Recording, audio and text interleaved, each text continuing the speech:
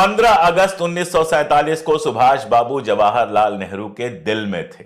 और कैसे थे ये मैं आपको बताता हूं। जब उन्होंने उस दिन अपना भाषण दिया, आजाद देश के पहले प्रधानमंत्री के रूप में पंडित जवाहरलाल नेहरू ने जब अपना पहला भाषण दिया तो सिर्फ दो लोगों को याद किया, एक जीवित और एक मृत।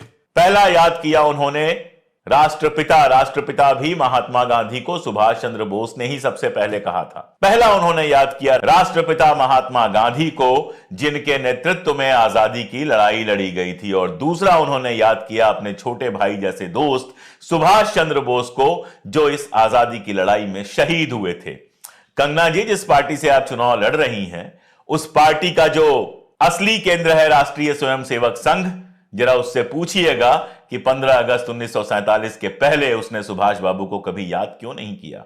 क्यों नहीं तब याद किया जब सुभाष बाबू के सैनिक गिरफ्तार होकर आए थे, फांसी का खतरा था उनके खिलाफ। जवाहरलाल नेहरू बाकायदा लीगल उनको प्रोटेक्शन देने के लिए आजाद हिंद फौज डिफेंस कमेटी बनाकर मेहनत कर रहे थे।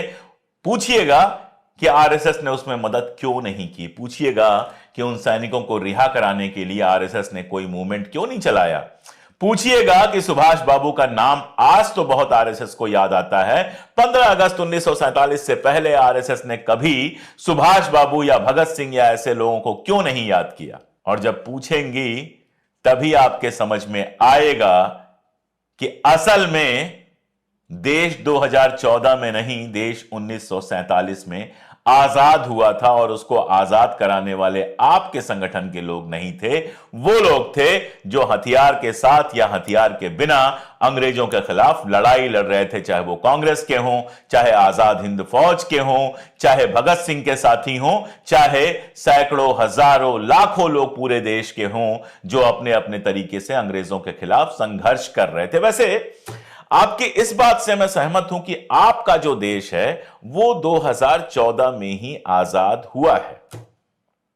आपका देश अलग देश है, जहां इतिहास नहीं होता, जहां व्हाट्सएप का इतिहास होता है, जहां फैक्ट नहीं होता, जहां दुष्प्रचार होता है, जहां आजादी सिर्फ कुछ लोगों को मिलती है और बाकी लोगों की जबान बंद करने की कोशिश की जाती है, जहां इतिहास के नायकों को इतिहास से मिटा देने के लिए एनसीईआरटी और बच्चों की जो किताबें होती हैं उनके कोर्स बदल दिए जाते हैं, जहां ऐसी ऐसी फिल्में बनती हैं जिसमें इतिहास का सत्यानाश कर दिया जाता है।